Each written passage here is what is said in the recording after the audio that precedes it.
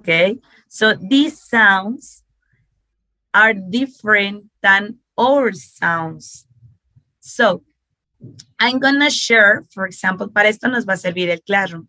I'm gonna share this phonetic chart with you. Hoy tienen que ver e identificar los sonidos largos, vocales largas. ¿Cuáles son esas? I, U, E, A. Sí, lo siento, esta suena muy rara, pero así es. U, I, A. ¿Por qué? Porque tenemos tres As. Tenemos el A de ja, el que es como cuando te pegan en la panza y te sacan el aire, como el ba. Ajá. El ja, que en realidad es leshba, ja, que no es una A, no es una O, es como una cosa extraña, y es ese sonido fresón que tiene el inglés. Ja. Es pizza hat, ¿ok? No es una A, no es una O, es un sonido extraño, ¿ok? Like hamburger, for example, teacher. Exactly. Hamburger. Exactly. No es una, insisto, no es una A, no es una O, es un sonido fresón en medio, ¿de acuerdo? Entonces tenemos tres As, por ejemplo, y tenemos el shba, que es como, insisto, nunca es, yo cuando estudiaba mi curso de fonética, porque cuando te vas a volver maestro tienes que tomar clases de fonética, yo le preguntaba a mi maestro y me dijo, bueno, es que realmente el shba, digo, pero dime acá sonido, ¿no tiene?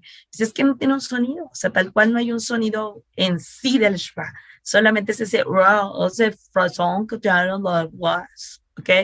Entonces, se las voy a compartir exactamente. I'm going to share exactly this image with you. Okay, I'm going to share this image with you, but at the same time, my pieces of advice is that if you have an Android or if you have iOS or Android, it works for you. Just the name is different. Go to your Play Store, go to the Play Store, okay? Go to the Play Store. If you have an Android, or I don't know what's the name, App Store, I think, if you have an iPhone, and Google this phonetic chart British Council. This one, phonetic chart British Council, okay? Sí, sí están viendo lo mismo que yo, ¿verdad? And download this one, Learn English Sounds. Download, please. Download. Es que el British Council tiene muchas buenas, ¿eh? Download this one. Esta, Learn English Sounds Right. Okay. Yes, guys, this one is awesome. Totally rocks. I have that one, but in my iPad. So you can download it.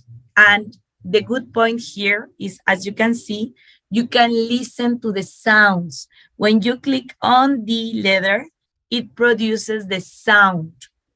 And if you click on, as you can see here in the images, if you click on the blue triangle, you can listen to some examples of each word. So my piece of advice, you are intermediate 4. So you must have a phonetic chart. I'm gonna share with you both. Well, not both. Yeah, my piece of advice is get this. It is for free. This app is free. Please download it in your mobile or in your tablets. It is available for Android and for iOS. So please do it. And if you don't wanna, or maybe you don't have a space in your devices, you can try with the one that I'm gonna share to you through Classroom. But please get one, it's important. Why? Because these kind of exercises are going to be every time more and more common, okay?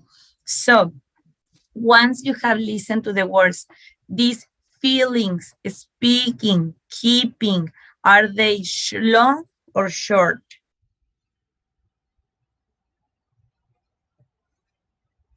Long? Feelings is long, no? Long, exactly. They are long sounds, okay? Now, go to vocabulary on page 152. So, 2 seconds. Here we are, communication. Listen to the words involved. What do you think that they mean? Okay, let's listen. 2 seconds once more.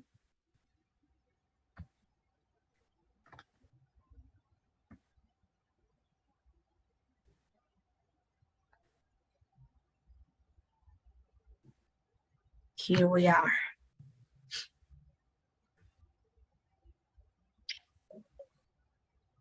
Track 1.3. Argue. Complain. Encourage. Persuade. Insist. Greet. Okay, what is argue? When you agree or when you don't agree with about something. Where you don't agree about something. Exactly. When you agree. Exactly. Okay, when you don't agree. We have these false cognates. Saben que hay cognados falsos. Cognado is a way to call the words, okay? There are some false cognates. When we in Spanish says discutir, is because you are arguing, okay? When you argue with someone, you discuss. Well, you have a discussion, okay? But in English, when you say discuss with someone, is that you just explain your point of view. Por eso en los libros les dice discuss with a partner what's important of blah, blah, blah. Because in English, discuss doesn't have a negative context, okay? Discuss is just to propose, to show your ideas, your point of view. But when you argue with someone, that is a negative context, okay? Yes. Now, what is complain? When you are happy or when you are not happy about something? When you're not happy. You're not happy about something. Exactly, you are not happy. When you encourage someone, You say bad things about what they want to do. Exactly. When you encourage someone is when you say something good. Okay, when you encourage someone, it's because you say, you can do it, you can do it. Yes, I trust in you. You are intelligent, you're powerful, you can do it. Okay, you are encouraging people. Okay. When you persuade, it's because you make them agree or forget to do something. You make them agree. Agree. Exactly. When you persuade, if you are daddies or mommies, you understand perfectly well this aspect, okay? When you persuade your kids to take a shower or to eat vegetables, okay? Something like that, okay? Is when you are persuading, okay? This is very common when you work or when you have to handle a relation with little kids. Sometimes you have to persuade them to do things. When you insist, sorry, or when a politician. Yes, exactly. They persuade to vote for them, to give them or to approve, to not to do something. They persuade us. Okay. Yeah, very good. Well, great examples, really. Excellent. Now, what is insist?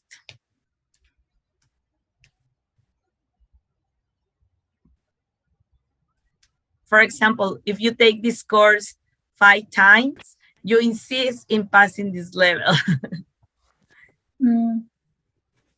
Must happen. Yeah, must happen. Exactly. When you think that something must happen. And finally, when you greet someone, hey, hello. When they arrive. When they arrive. They arrive. Exactly. When you or they arrive. Very good. You greet. That's why we say greetings. Hi, hello, good morning, good afternoon, good evening. Okay, very good. Now let's listen and check, especially pronunciation. Okay, that's the most important thing here right now. 2 seconds, 2 seconds. Es lo que les digo que me choca no tener la plataforma, el interactivo. Track 1.4. 1. You argue with someone when you don't agree about something. 2. You complain when you're not happy about something. 3. You encourage someone when you say good things about what they want to do. 4. If you persuade someone, you make them agree to do something. 5. If you insist on something, you say that something must happen. 6. You greet someone when they arrive at a place. Okay. So now it says, describe what's happening in pictures 1 to 4 using the words in A. Okay. So what is happening in that picture in number 1? What about the people? What about, I don't know. Well, essentially the people. What are they doing? Encourage. They are encouraging. They are encouraging. The athletes. What about picture number 2? What about the woman? The woman is complaining. The woman is complaining about the moody footprints. Okay. Yeah, very well. What about picture number 3? What can you see? Yes. Argue. Argue. Arguing. They are arguing. Exactly. They are arguing about defense. Okay, about defense. One neighbor is complaining about defense, and the other one is defending this. Okay, yes, but I have to do it. And in picture number 4, we can see at least 3 things. It's trying to insist. Greetings. Exactly. The father is trying to persuade the kid to eat. The kid is insisting in not eating. And what about the waiter? Greet. The waiter is greeting the customers. Okay. Yeah. Okay. Let's go back to our first. Web page. Okay. Now it says, read how do we communicate? How do you communicate on page 9 and answer the questions? Which generation are you? How many of these generations are in your family? Which generation are most of people where you work or study? Okay. Chicos, aquí les debo de decir una cosa. Este libro es del año, déjenme les muestro, este libro viene del año 2015. Entonces estamos hablando que es un libro de hace 7 años, ¿ok? No siento que no está tan actualizado y ahorita van a ver, bueno, del 2015, pero yo supongo que es una reedición. Porque ahorita van al, oh gosh, ¿ok? Bueno, déjenme mejor primero les muestro el video, okay? Because the book just talks about veterans, okay? The book talks about veterans, baby boomers, Generation X, and millennials. But some of you don't enter in those generations, okay? So for you, I have this video. So let's learn about generations. Here we are. Differences between generations X, Y, and Z. Which one are you? Since you're on the internet right now, and assuming it's not your first time, you've probably already noticed that this space is pretty much dominated by a younger crowd. You've likely heard them referred to as millennials, or is it Gen Z? And how are they different from generations X and Y? What's with all the labels anyway? And how can you make heads or tails of which one you belong to, and what defines your generation? Well, according to sociologist Carl Mannheim, it all comes down to generational location, meaning that all members of a generation share a similar collective experience. We'll get into what those might be for your generation. But before we do that, take this moment to subscribe to our channel and hit that notification bell so that you'll always be the first to see all of our new videos. Now, where were we? Ah, yes. People are categorized into generations depending on when they were born. For today's video, we're going to focus on people born in the US.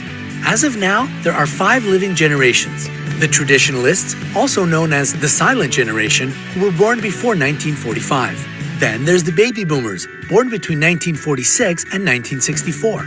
Anyone born between 1965 and 1979 are considered Generation X, while millennials, or Generation Y, were born between 1980 and 1995. Finally, there's Gen Z, or Centennials, who were born from 1996 to the present.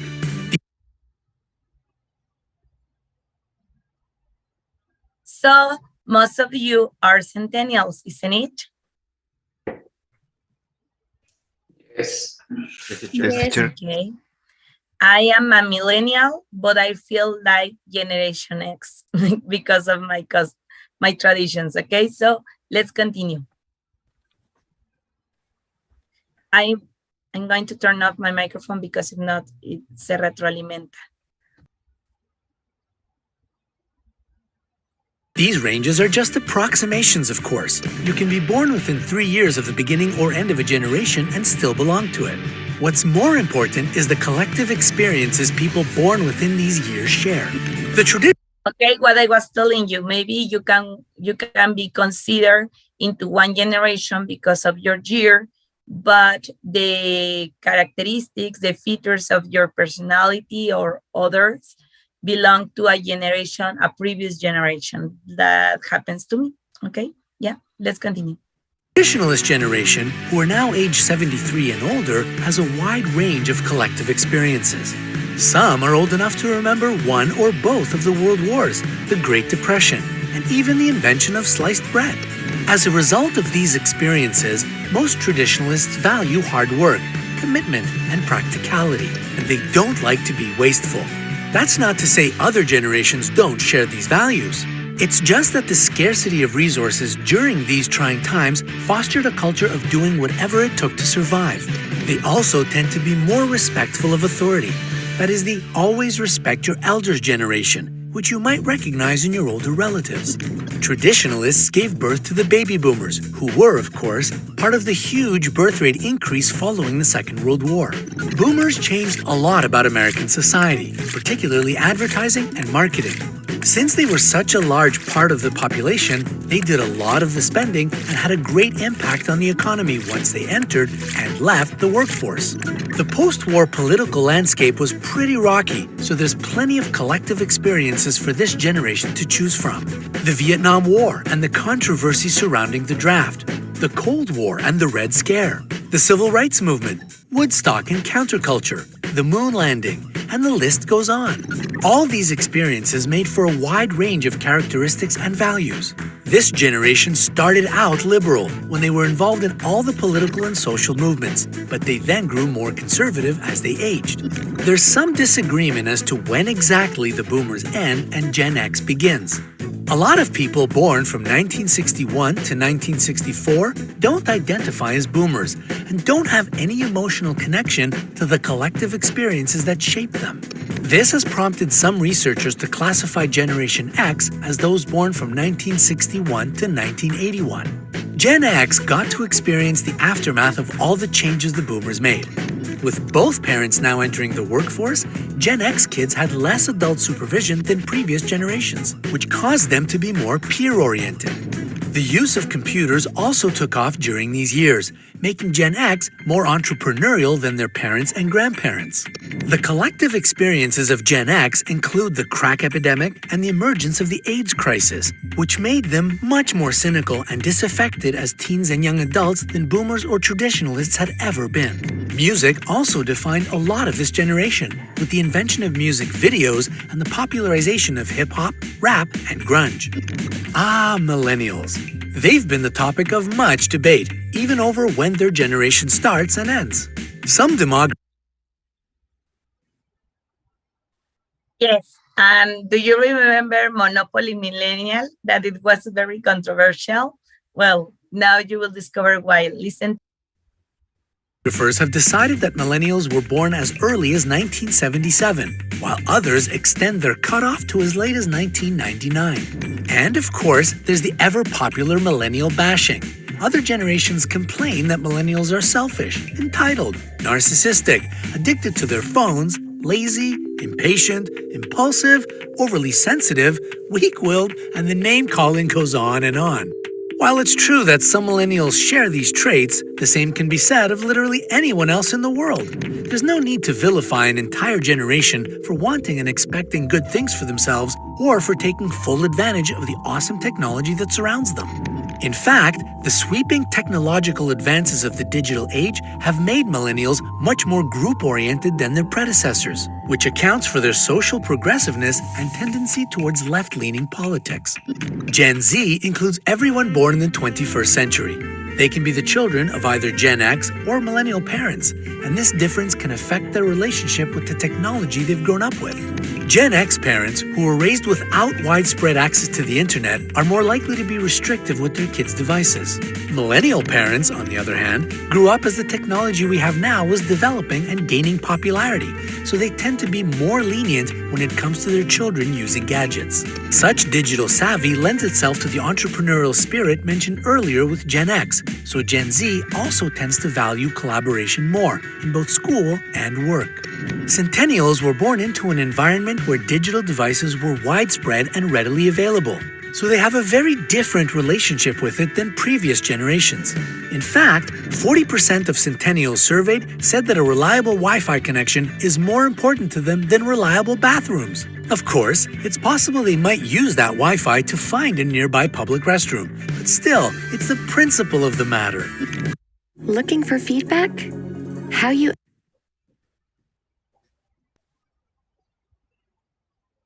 Okay, so this is some extra information, so it's gonna be easier for you now to understand this reading, okay? Because we are talking about generations, okay? So how do you communicate? What do we all want from life, as well as love and money? Most of us want someone to understand us, but we don't communicate in the same way. People born at different times have very different styles of communication. Which generation are you? And let's check. Thank you. Okay, thank you. Okay, so now let's check veterans, baby boomers, etc. Okay, so do you want to read on your own, or do you want to participate and exchange experiences about this? Do you want to comment something? No? Okay, so please, volunteers are victims for reading. Raul, please, number one. Yes, sure. Can you hear me? Yes. Yes, of course. Okay. Veterans. Give me a second. Veterans born before 1945. Veterans are the oldest and most experienced members of society. They think that family life is important and prefer traditional forms of communication. Veterans are the richest generation, possibly, it's correct, possibly because they worked hard and were loyal employees. Very good, well done. Okay, do you remember that in the video they call it the silent generation? Okay, very good. And they are your grannies or maybe your grannies. Okay, very well. Sarah, can you read baby boomers? Yes, of course. A large number of babies were born after 1945 in the USA. The peak of the baby booms was in 1957, when 8 babies were born every minute. This increase in births was called a boom, which gave the name to a generation. Those people have money and good jobs. Many are in positions of power. They are optimists and like to face-to-face communication.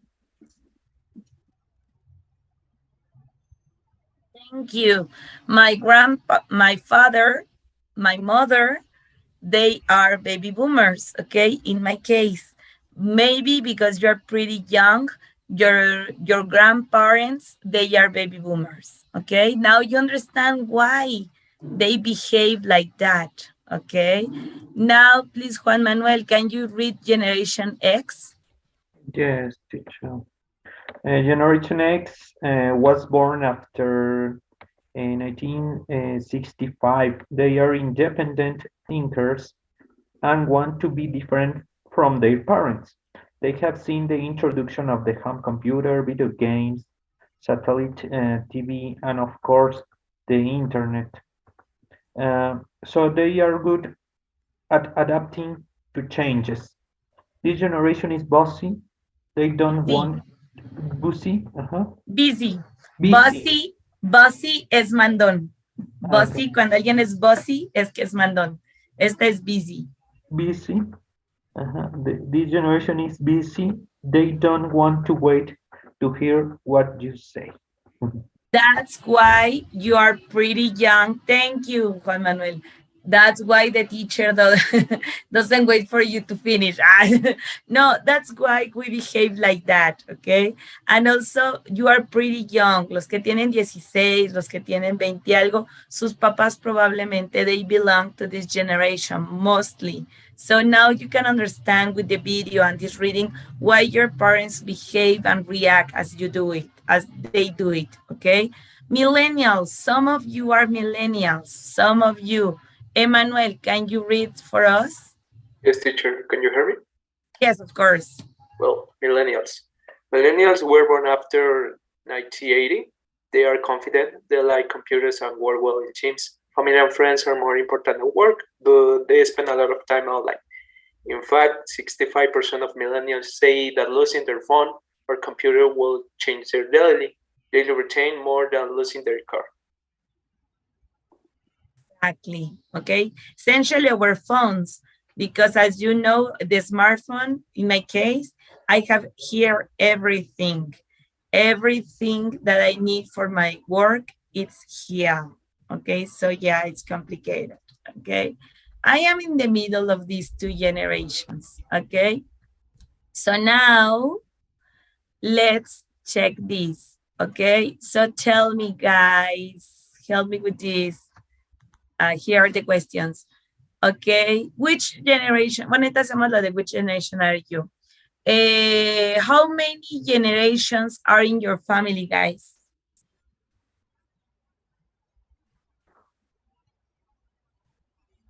Two generations in my family. Generations, okay. Me too. Two generations. Normally, most of you too. Okay. Which generation are mostly the people that you work or study with? Millennials.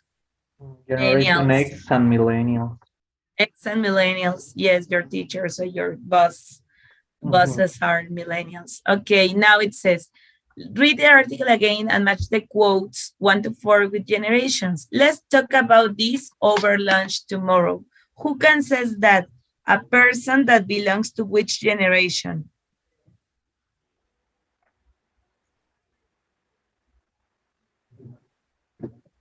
A veteran, a baby boomer, a generation X, or millennial. Who can says that? Let's talk about this over lunch tomorrow. Generation X. No. No. Baby boomers. Remember that baby boomers prefer face-to-face communication, okay? So, un millennial te diría, mándame un WhatsApp y lo checamos, ¿no? Un boomer prefers to talk face-to-face, okay? I had a lovely letter from Emma. I'll write a long letter back at the weekend. Who says veterans. Veterans. Okay. Remember that they lived through the wars, the First World War, the Second World War. In Mexico, we are talking that they lived during the revolution. So it's complete. The revolution y la guerra cristera, que fueron como los movimientos Todo lo que fue la Yes. decena trágica, todo ese show lo vivieron sus bisabuelos o abuelos, ¿ok? En mi caso eran mis abuelitos. Mi abuela nació en el 20, así que a ella le tocó cuando apenas iba cerrándose la revolución. No es cierto, en el 13. Mi abuela le tocó la revolución. Era niña cuando la revolución. Entonces, imagine the context of the word in that moment, ¿ok? My Facebook status got 62 likes. Millennials. Millennials. It's a cliché, no? It's kind of a cliché, but well. Sorry, I haven't got time for this. Just tell me what you want. Generation X. Exactly. That's why I tell you that I am the 50 Generation X, because I am like that. Like, okay, just tell me, straight to the point. Go straight to the point. I'm in a hurry. Okay. Now, do you think that these descriptions are accurate? What's the meaning of accurate, teacher? Precisas. Do you feel identified with this? I think that it depends. For example, in my case, in my particular case, I was born in 1985, the year of the how do you say sismo? Earthquake. The earthquake. Yes. Earthquake. So, but in my case, for example, I was between two technological important changes. For example, we passed from the analogic kind of technology to digital kind of technology. One example of that was I had, in one moment, I had a Walkman that uses cassettes. I don't know, maybe the young generations. I'm not too old, but I was in that change. So maybe the young generations they don't know what a cassette is. So I was in that change. Yes, exactly. I'm in the same point as you. Believe me or not, espero que no me digan, ay, maestro, se ve muy golpeada por la vida. Tengo 38 años. Entonces, créanme o no, a mí me tocó como a Raúl, this change between jumping from the LP. Yes. Yo todavía escuché a Parchís en discos, todavía los tengo.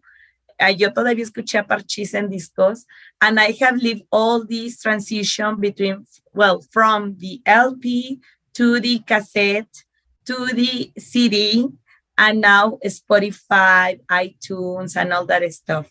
When I remember when I was an English student, I used to check everything in a dictionary. In my time, there wasn't Google Translator. In my time, YouTube didn't exist. In my time, when I was an English student, I remember that I used to check, there was no Netflix. I used to check in Ares the chapters of one of my favorites. Ares and Casa and Napster, teacher. Exactly, Napster. The young people don't know what is that. For example, do you remember Encarta, the Encarta software, for example? Yes, Encarta. There was no Google. There was no Google, and there was no how do you say motores de búsqueda? Wikipedia. Searchers. And do you remember that Encarta was 5, 6, or 7 CDs that you went to the historic center, to Eje Central, to buy them or to buy them pirate. And there were 5 or 6 CDs. I don't remember. Then you install one, and wait for this one finished, install 2 and 3 and 4 and 5, and you get those CDs. But yes, it was a totally different. Okay, but we're like nice wines. Okay. Yes, exactly, guys. You are in a nice moment to learn a language, guys. You are in contact with everything. You can have friends all over the world, okay? You can connect to people all over the world to practice the language. You can download books in English. You can read newspapers from all over the world. You can read The Guardian. You can read the Washington Post. You can Google books from books, magazines, newspapers from London, whatever you want. This is a great moment to connect. And this is 2 minutes. I'm going to show this video for you. It's not in English, but it's just 2 minutes. Okay? But it is related to what we're talking about. That it is, we are talking, this is not, okay? This is how to pronounce. This is one.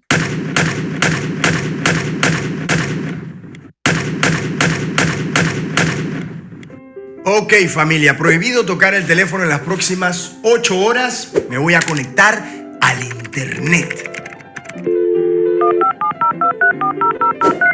That sound. Ahora me voy a conectar a la enciclopedia, pero en Japón. Velo, ahí está. No entiendo nada, pero estoy en Japón, papá. Huele como a sushi y todo.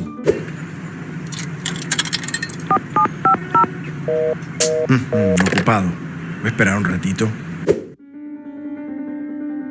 Oye, ¿tú estás seguro que esa es J-Lo? Parece Ricky Martin en tanga cuando tenía pelo largo. Calma, deja que la vaina se cargue. Madre mía, media hora para una foto. Rápido, ¿ah? Es que compramos el módem de 28K. 28K. Cónchale, y el vicio, hombre. Oye, ¿escuchaste la canción nueva de Diddy con Faith Evans? Justo la estoy bajando aquí a lo Piratinsky. Ja, internet es lo máximo, ¿eh? Música gratis. Ya está. Pesa 3 megas, dice. Faltan 186 horas. Eso siempre baja por la noche. Vamos por mientras a dar una vuelta, llega. Dale. Oh, chiquillo pavicioso. El mes que viene quito el internet ese. No, hombre, la primera que sacaron tenía mejores gráficas. Esta nueva versión se la cagaron en grande. Every single day, every time I pray, I've been missing you. Ella me dijo a mí que estaba enamorada de Camilo. ¿Qué Camilo? Camilo González. Cállate la boca. A tomar por saco, me rindo. Por fin, a escuchar la canción de Diddy. Yes. Oh, no, error. Se desconectó cuando iba a 99%. ¿Qué pasó? Ah, que iba a llamar a tu papá para que traiga leche que se acabó.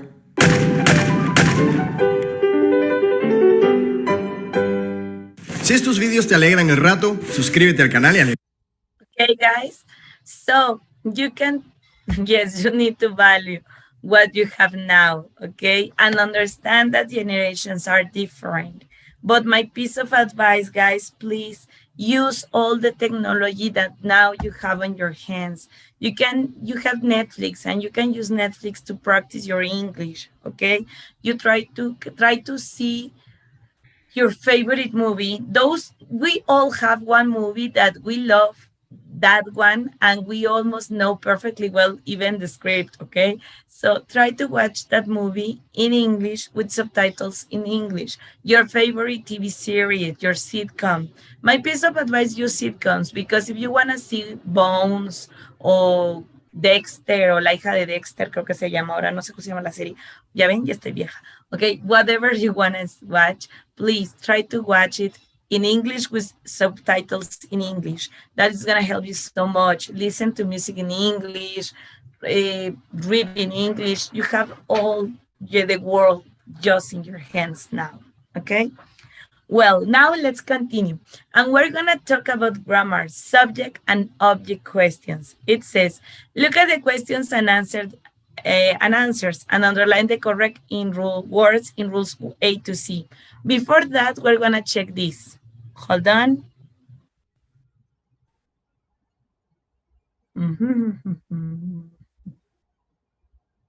Two seconds. This topic is really easy, guys. It's really easy. You already know it. It is named subject and object questions. And it says, let's take a sentence as an example. Teodosio ate a lot of chocolate. In this sentence, Teodosio is the subject and a lot of chocolate is the object. Now, please, guys, I beg you, remember your Spanish lessons in secondary school. What is the subject? The subject is the one who performs the action, okay? The subject is the one that performs the action. What is the object?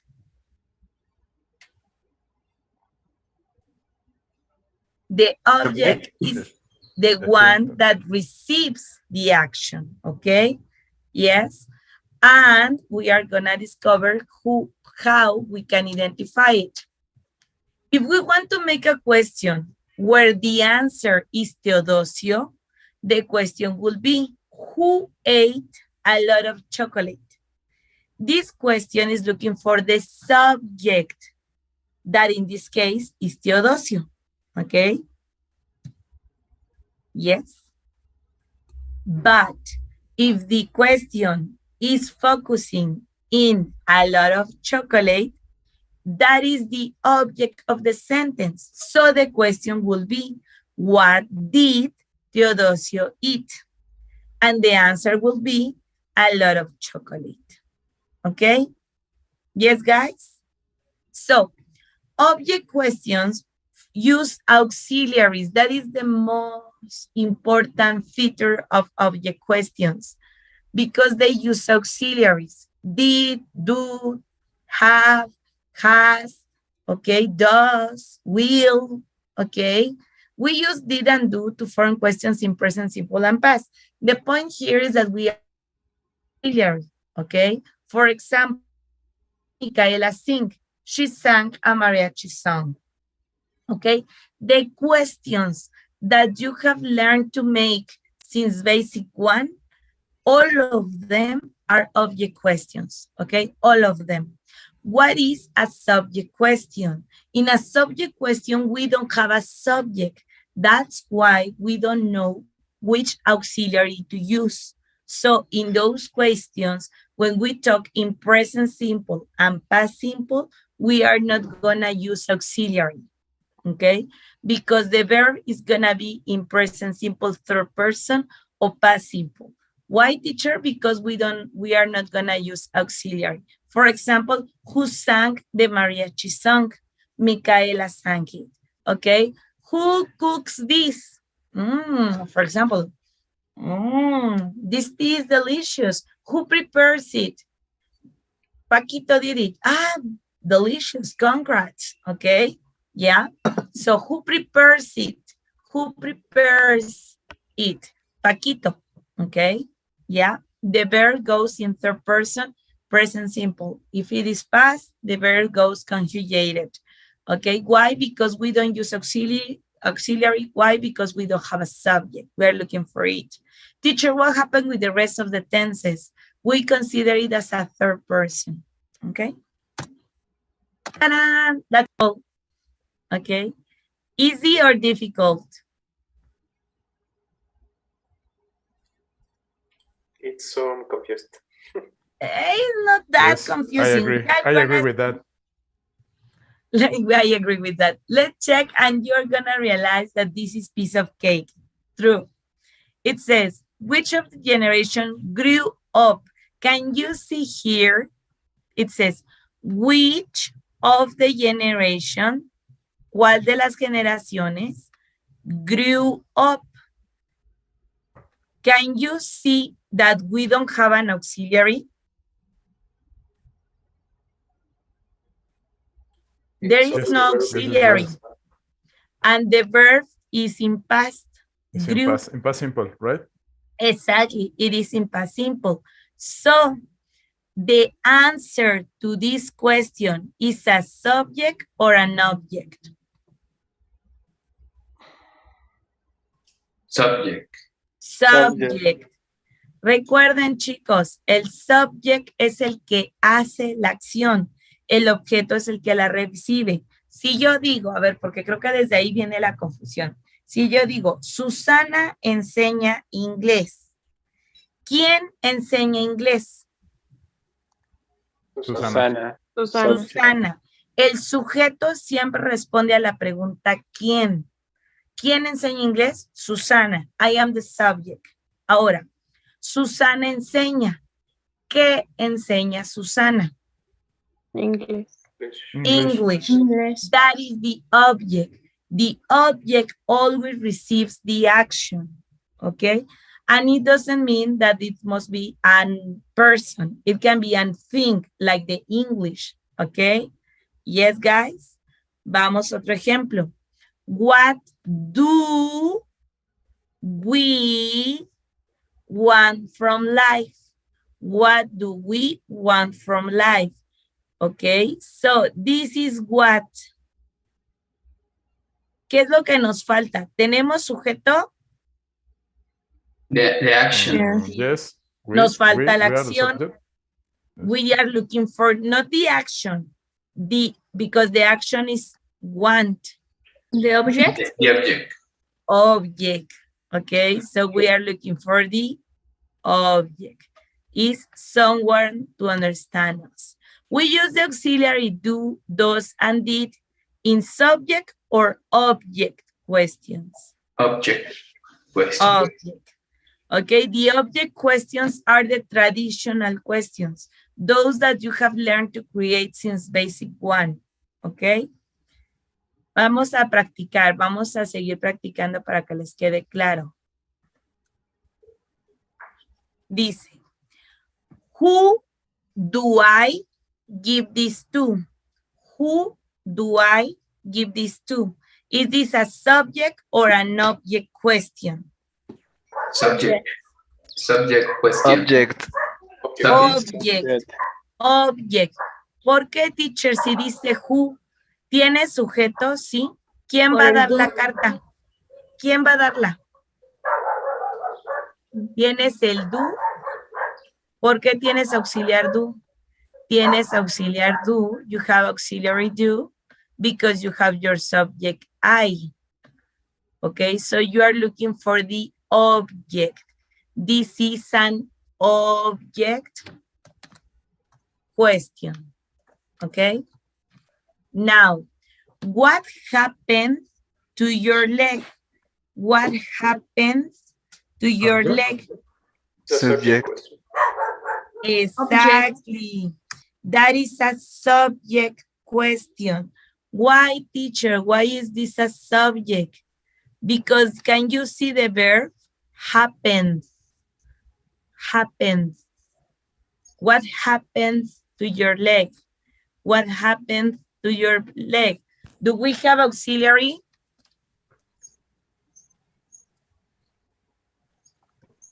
Do we have auxiliary, guys? No. No. No. So that's why it is a subject question. Now it says, which of these books do you want to borrow? Object? Object. question. Object. Exactly, it's an object question, okay? It's an object question. Do, and you have your subject here. You have already got you. So very well, this is an object question. Now, who gave you flowers? Who gave you flowers? Subject. Subject. Exactly, Subject, because the yes. verb is in Subject. past and we don't have auxiliary. Okay, that's why this is a subject question. Now, which car uses less petrol? Object. Object. Do you have auxiliary? No. No. So, Subject. Object? no. It's subject because the answer is not about who. Exactly. Which car? Fíjense que dice cuál carro, pero no se vayan porque es que aquí dice carro, maestra. Pero ¿cuál carro? Ya tienen la marca, ya dice cuál carro. Fíjense y por eso hasta les enfatizaba el s. Les dije, uses. El verbo está conjugado, chavos. Cuando el verbo esté conjugado, quiere decir que es una subject question. En las object questions, el verbo goes in simple form. In object questions, the verb goes in simple form. okay? In object questions, the verb goes in simple form and it has an auxiliary. In subject questions, you don't have auxiliary and the verb goes conjugated. Is it clear? This is an subject question. What did he say to you? Object. Question. Object, because as you can see here, you have the subject and your auxiliary. Okay, so that's why this is an object question. Okay, may I erase it? Please, a second, teacher. Thank you. You're welcome.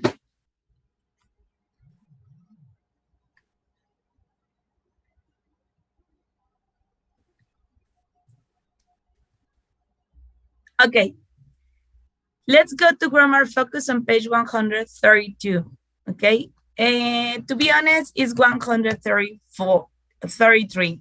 Why? Because on page 132,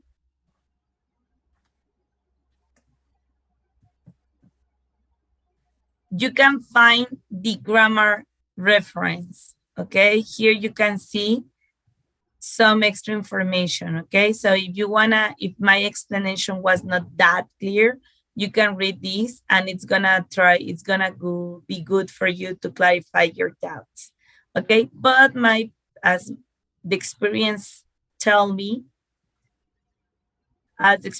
told me, is that practicing is the best way to identify. So please, guys, can you try to solve this exercise?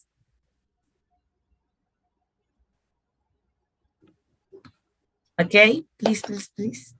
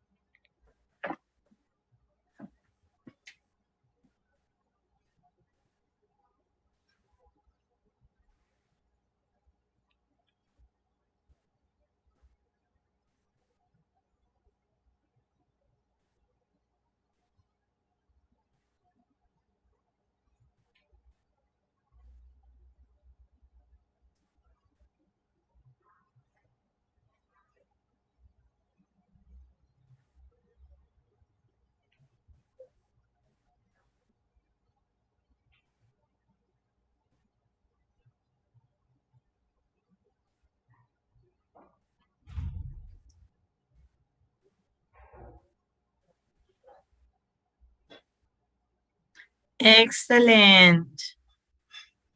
Aquí alguien ya se adelantó a contestar la primera, que fue Raúl. Very well, Raúl. Is that correct, teacher? Yeah. Why isn't anybody listening to me? Perfect. El ejercicio que más les va a clarificar sus dudas va a ser el C.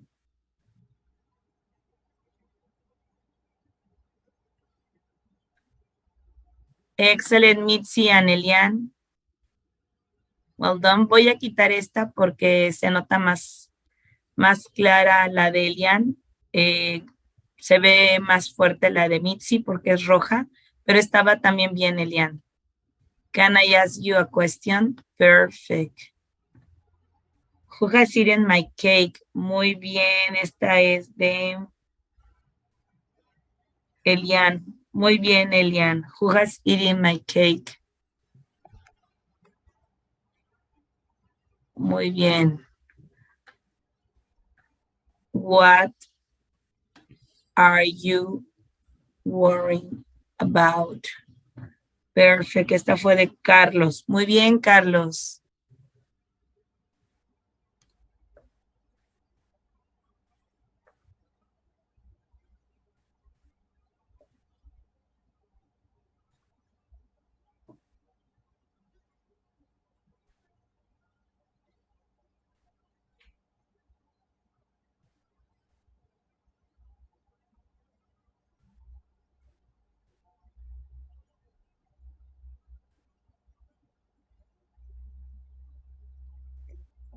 Whose book did you borrow? Well done.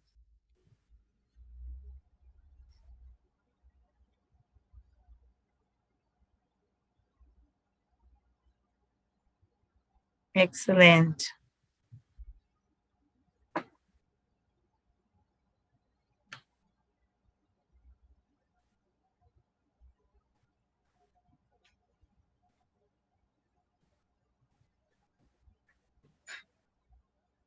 Why isn't anybody listening to me? Can I ask you a question? Whose book did you borrow? What are you worrying about? Who has eaten my cake? De estas, ¿cuál dirían ustedes? La que sería una subject question. The second one? Number one, not second. exactly. Second. No. The first one? Porque tienes el sujeto. In question number 2, you have the subject. Can I ask you? I'm gonna make the question. The 5? The fifth one, exactly, the fifth one. Who has eaten my cake? Who has eaten my cake? ¿Quién se comió mi pastel? I'm looking for the person. Okay, I don't have a subject. Okay, a guilty person. Okay, so that's an excellent example of subject question. Okay, now there is a mistake in each sentence from 1 to 5. What time you will be here?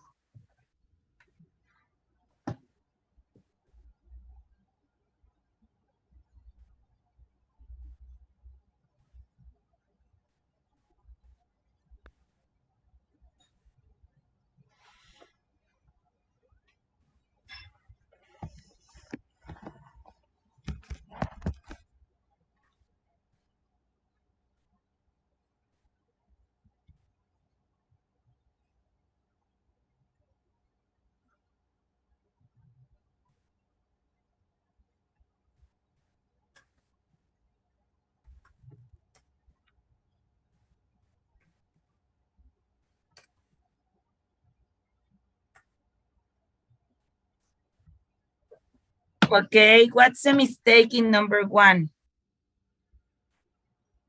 The word what? No. No. Word order.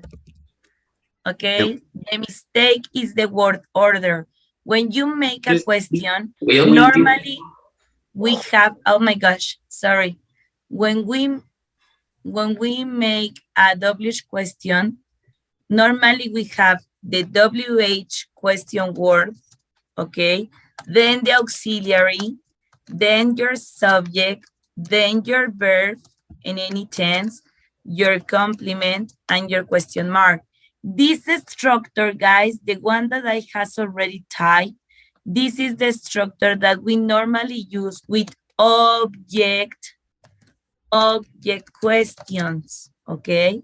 With object questions, normally we have the WH question, the auxiliary, the subject, the verb, and the complement. So here you cannot say what time you will. So the right answer is will you. What happened to your leg? Perfect. This is a subject question. To what are you listening?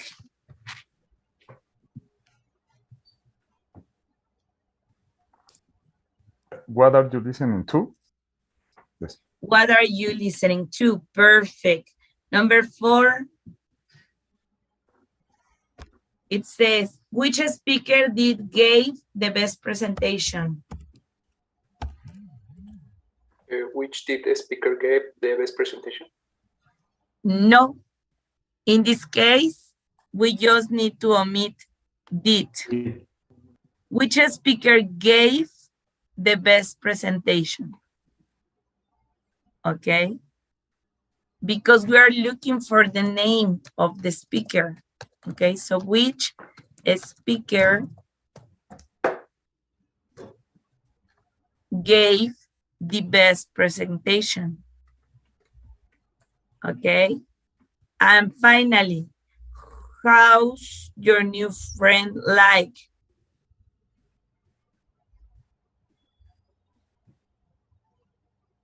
Remember, when you ask for a description,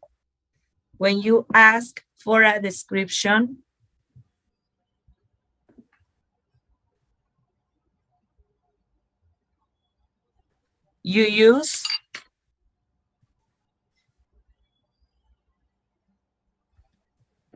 what's your new friend like? What's your new friend like? Okay.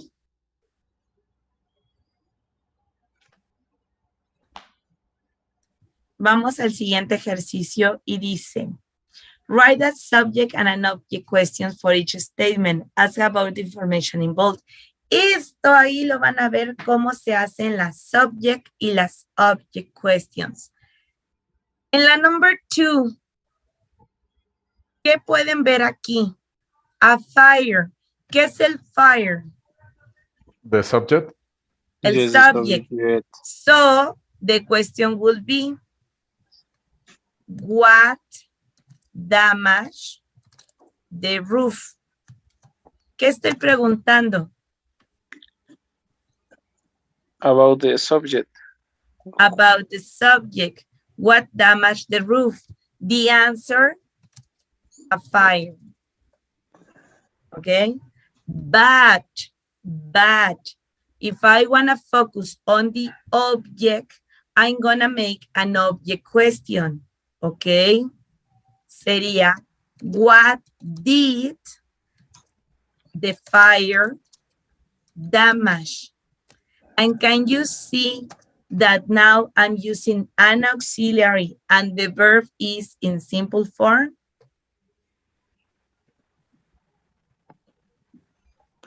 Yeah. So my reply is going to be the roof.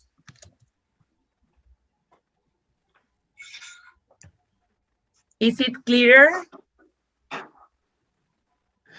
Yes, the subject is not necessary to use the auxiliary. But when we are speaking about the object, it's necessary. Exactly. Las preguntas que se aprendieron desde básico 1, muchachos, siempre, nunca los maestros les dijimos, esto es una object question, pero son puras object questions. Esta estructura que les enseñamos desde básico 1, ¿ok? Esta estructura que les enseñamos desde básico 1, esa es la estructura de todas las object questions.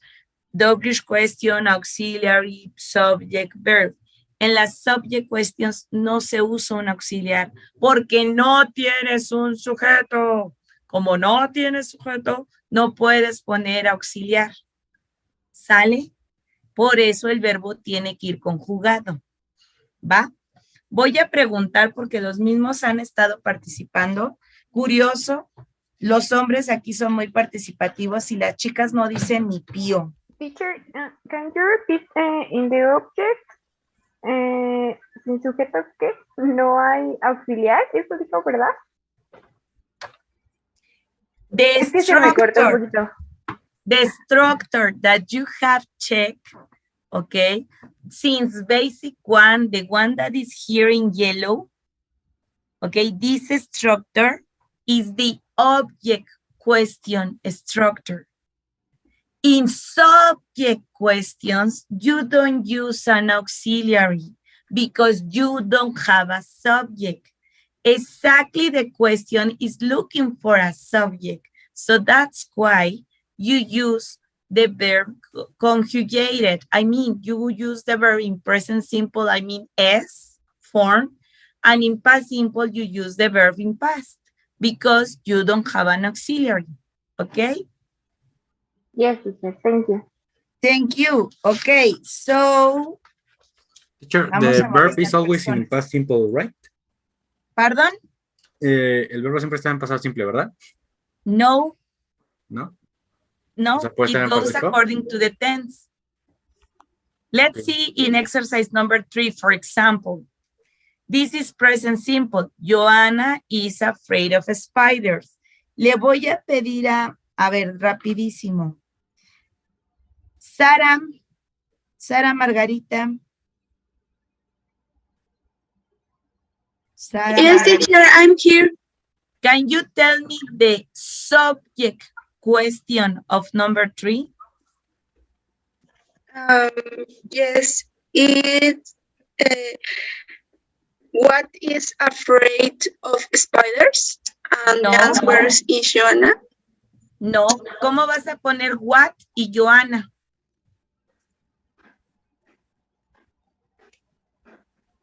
Hay un brinco ahora sí, chicos, y necesito que estudien, porque del libro azul al libro verde hay mucho brinco, chavos. Aquí sí van a notar. Del libro rojo al azul era todo bien bonito. Del azul al verde sí hay mucha diferencia a nivel. Y no espérense que lleguen al morado. A ver, Andrea, no es what. Tiene la idea tu compañera Sara. A ver, Andrea, ¿cómo quedaría? Who is afraid of spiders? Exactly. Who is afraid of spiders? And the answer is Joanna. Okay, this is present simple. Okay, and this is a subject questions. Muy bien, Ivana. ¿Está bien, Ivana, o prefieres Daniela? Yo no fui teacher. Ah, no fue. ¿Quién fue? Fue. Ay, ¿quién fue? Levanta su manita. Andrea, creo. Andrea, Fui yo, cierto. pero primero fue Sara.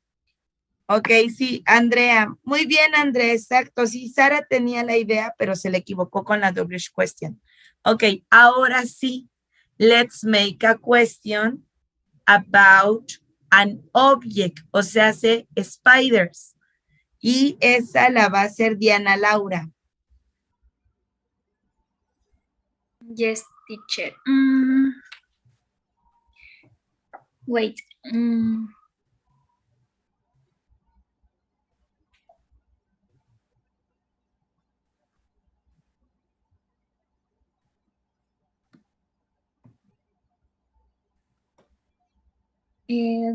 What is Joanna afraid? Excellent.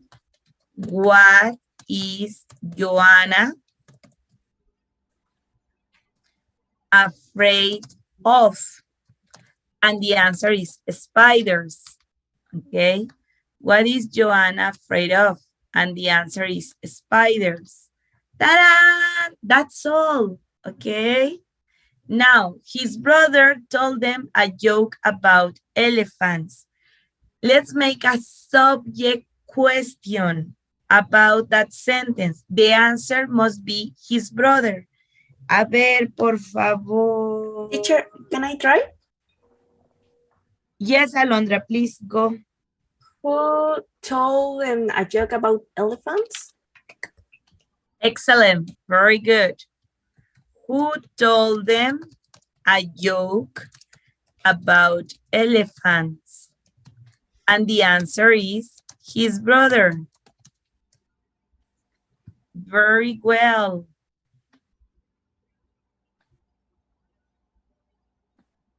Now, excelente, Alondra. That is the subject because the answer is his brother. For example, Maria Fernanda, the object questions.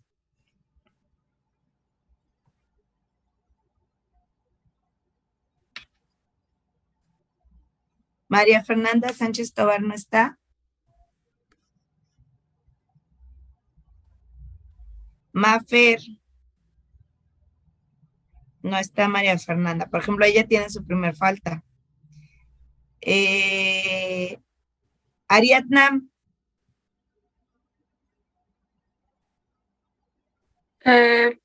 Sería about what was the joke his brother told him. No, ¿por qué pusiste about al inicio? Las preposiciones siempre van a ir al final de las preguntas, chicos, siempre. Siempre, siempre, siempre. Iván, habías levantado tu mano. ¿Quieres participar? Yes. A ver. What is the joke that your brother told you? No, amores, se están haciendo bolas con lo sencillo. A ver, denme un segundo. Lo decía Jorge, te están dejando en mal, ¿eh? No pudieron hacer preguntas. Va para abajo. A ver, vamos, como dijo el descuartizador, vámonos con partes.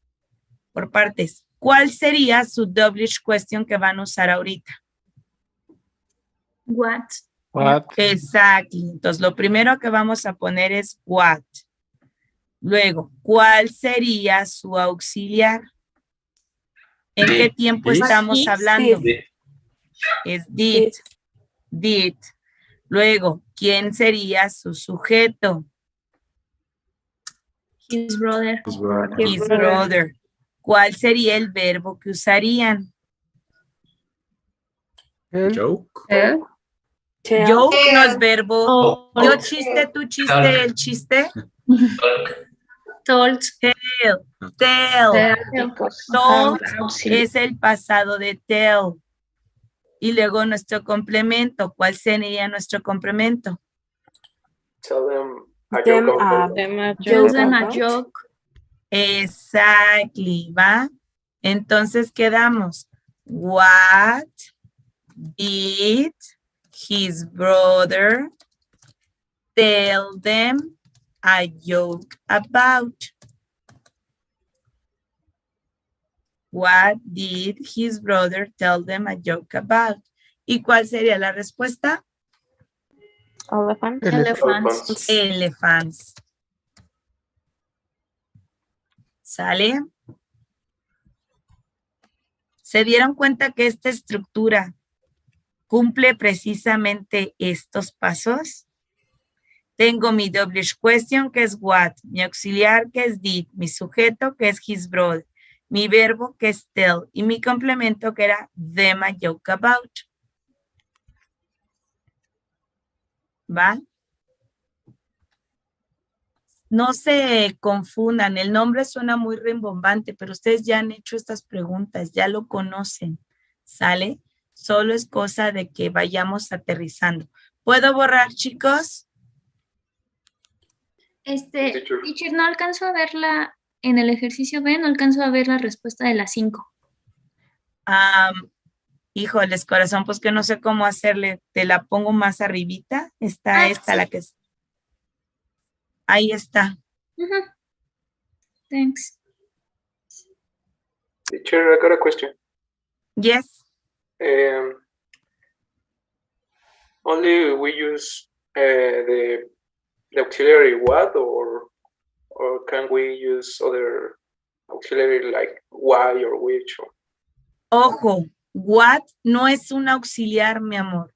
What es una word, es una question word, ¿ok? Pero puedes usar de acuerdo al contexto what, when, where, who, ¿ok? Pero normalmente cuando estás hablando de una subject question, sí va a ser what and who. Para las object questions puedes usar cualquiera de las demás. Where, when, how often, which, whose, ¿ok? Por eso aquí en los examples Por aquí les pusieron who, what, can, why, ¿ok? Las object questions pueden tener cualquiera de las W questions. Las subject questions sí están más limitadas a who y what. ¿Por qué? Porque lo que estás buscando es el sujeto precisamente. Okay, thank you, teacher. You're welcome. May I erase? Yes, teacher. Ok, vamos a prender nuestras cámaras. Les voy contando su tarea. Su tarea va a ser contestar el workbook de la unidad 1A. Workbook 1A. Adicionalmente, les voy a dejar bueno, ahí ya lo cerré, no hubiera dejado de compartir. Adicionalmente, les voy a compartir este ejercicio. Denme un segundo, déjenme cierro el libro. Está aquí, un segundo. Adicionalmente, para que practiquen un poquito más, porque para mí este es el ejercicio que es más claro, les voy a dejar este ejercicio. Son poquitos enunciados, ¿ok? Son 10 enunciados nada más y son muy similares a lo que acabamos de hacer. The car is in the garage. El carro está en el garage.